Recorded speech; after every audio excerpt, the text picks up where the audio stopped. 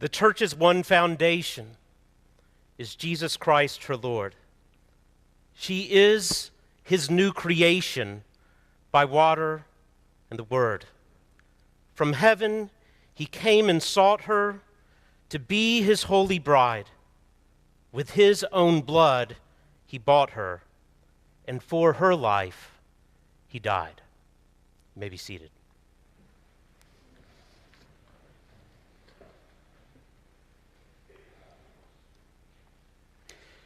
When I was a little boy, I was afraid of the dark. Not a very fun thing to admit as a grown man, but very true. I was that kid who caused every other kid to never, ever, ever, ever be able to watch a scary movie ever again. Ever. Now, this not very manly fear of mine was made all the more embarrassing by the fact that neither of my two sisters were seemingly afraid of anything. You could show them Salem's Lot, which was the scariest movie we knew as children, and then walk them through a Victorian cemetery, tell them that there was a break from the psychiatric ward of the prison down the street, and then put them in a creaky 100-year-old abandoned house, and they would just yawn and go to sleep. Not me. You turned out my nightlight, and I'd freak out on you. Now, as I grew up, you'll be glad to hear that this fear largely subsided. And yet, it did come back in force at one point in my adolescence, and that is when I went spelunking as a teenager. You know, spelunking, the exploration of caves, which is way too sophisticated a word for what I was actually doing. Whatever the word is for a bunch of 13-year-old boys running wild in a cave is, well, that is what I was actually doing. It was a youth trip, and the highlight was the exploration of this huge cave. And although we had chaperones, we were quicker. And so off we went on our own, crawling here to there, through this hole, out the other, sliding through this crevice, pushing our way up into that chamber over there, deeper and deeper and deeper. We went into that cave. But the thing is, with caves, that all of the crevices and holes and chambers all begin to look alike. So alike, in fact, that three of us got lost. Utterly lost in some dark hole of some pitch black cave.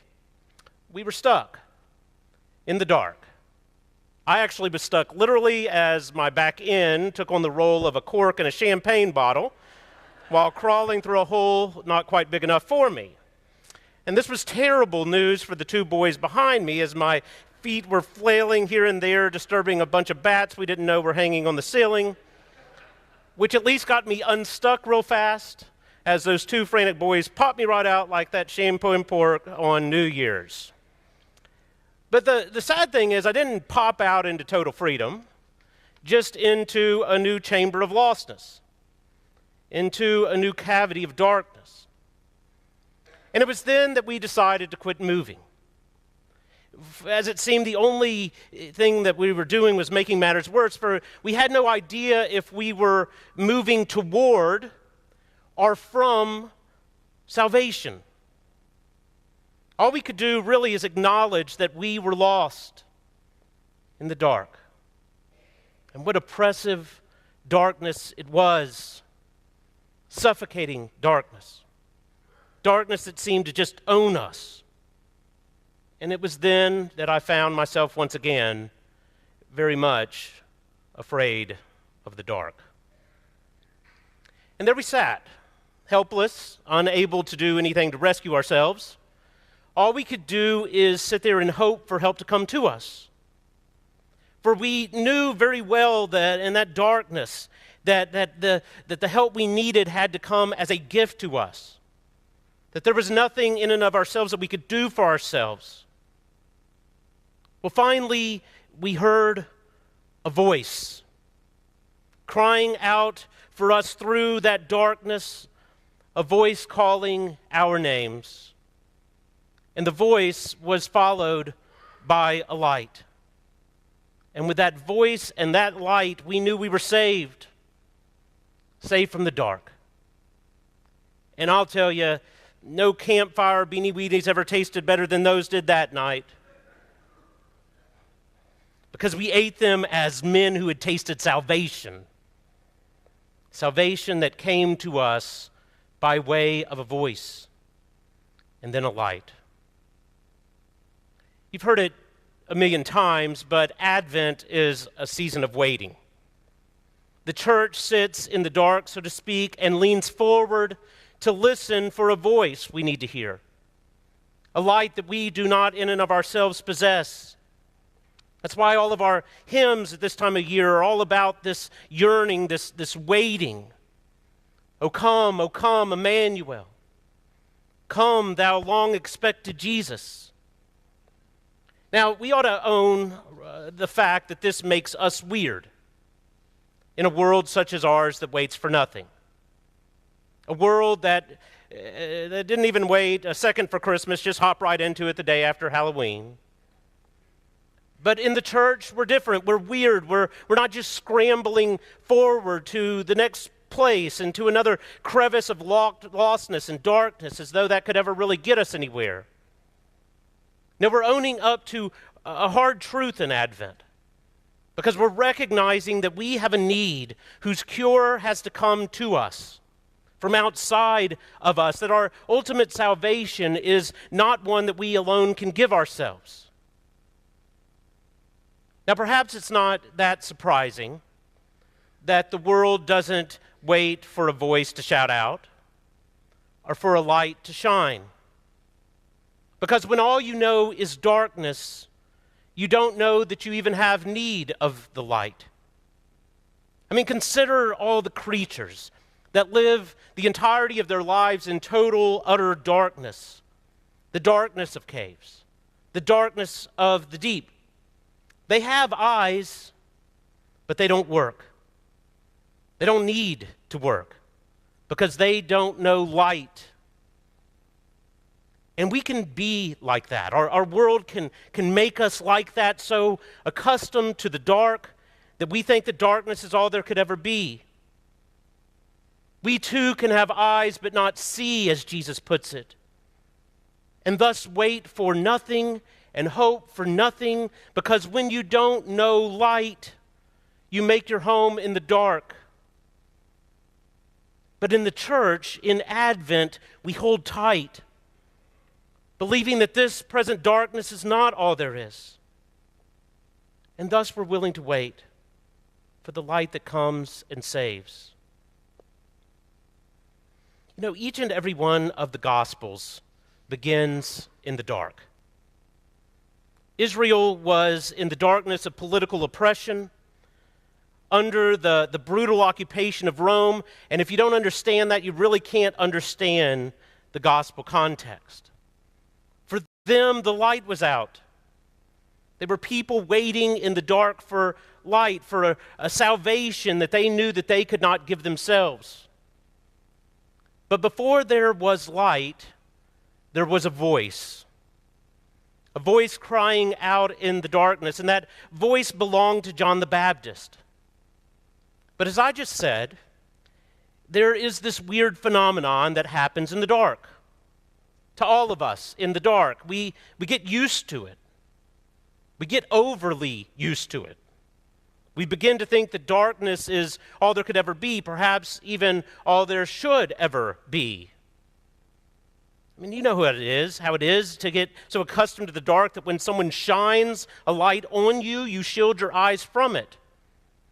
It's intrusive. You don't receive such light as salvation, but as an invasion of your dark normal. The light shines, but you want it away, want it to leave when you've made your peace with the dark. And perhaps that's why the religious leaders in today's gospel can't figure John out. This voice crying out. Perhaps this is why they're hostile to this voice, as they will ultimately be to the light when it comes. Because it's intrusive to their normal. They don't know what to make of it, of someone who shouts out into the darkness that there can be something brighter than this now. That sounds unbelievable. And John certainly unbelievable. He doesn't act right. He doesn't dress right. He doesn't sound right. He certainly doesn't act, dress, or sound like them. And so they try to size him up. They're professional religious appraisers, after all, people equipped to figure out a quack and make him go away. Who are you, they ask, clipboards in hand. Ready to fill out all their forms? Are you Orthodox or Reform? Are you a fundamentalist, a charismatic, a liberal, a traditionalist? Do you believe in predestination, transubstantiation, dispensations, or any other big word we can think of? In other words, John, how do you fit into our dim worldview? John won't cooperate. I'm not the Messiah, he says, answering a question they did not ask. I am not, John starts out. I'm not anything that will fit into your dark world. They're frustrated because they have a religious box and it has a round hole and a square hole and a triangular hole, and John fits none of them. Who are you then?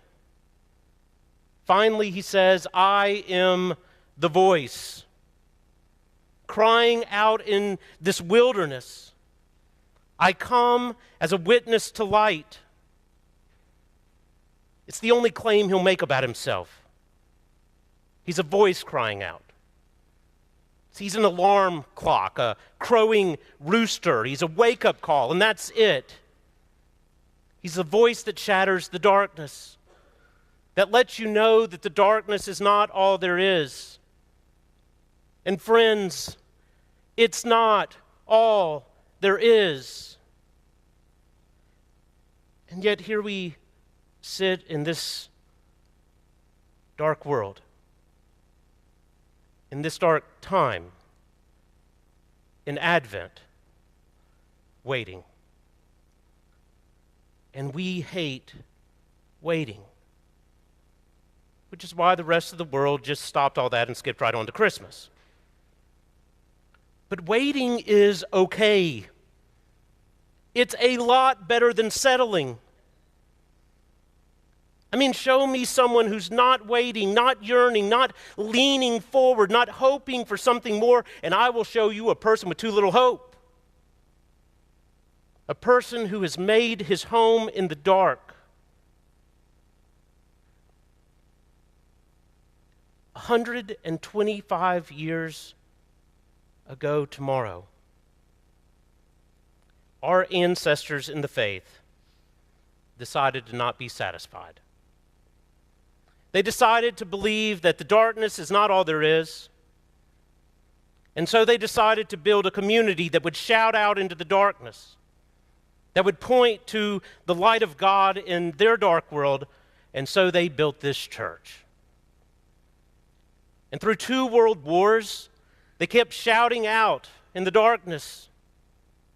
Through the struggles of the civil rights movement, they struggled to search for light. Through the privations of the Great Depression, in the divisions of the 60s in Vietnam, they kept ringing out the truth that the light will come and shine in the darkness, and the darkness will not overcome it. And they have handed this church, this light on a hill, to us. And they are speaking to us if we'll listen. Through the history of these very walls, they're speaking, and their words are the words of John of old. It's okay not to be satisfied. It's a wonderful thing to hunger and thirst for righteousness, for more, to believe that this present darkness is not all there can be. And so if you came here today and you find yourself in life just kind of sitting in the dark, and every which way you turn, every attempt to escape is just making you feel more lost, then listen. A voice is crying out in your wilderness, in your lostness, in your darkness. It's echoing throughout the history of this very church in which you sit. A voice cries out, prepare the way for the coming Christ. It cries out, testify to light. It cries out, be a witness to the light. And that light will break into your lostness, into your hopelessness, into your helplessness, and through you it will break out into the world's. For this is our heritage. This is who St. John's is. And I tell you, if we don't shout it out, the very stones that are a part of this church will do so. Because some dark hole in a cave, huddled in fear, will never be our future. So listen. A voice. Look. A light. Shining from history into God's bright future. Amen.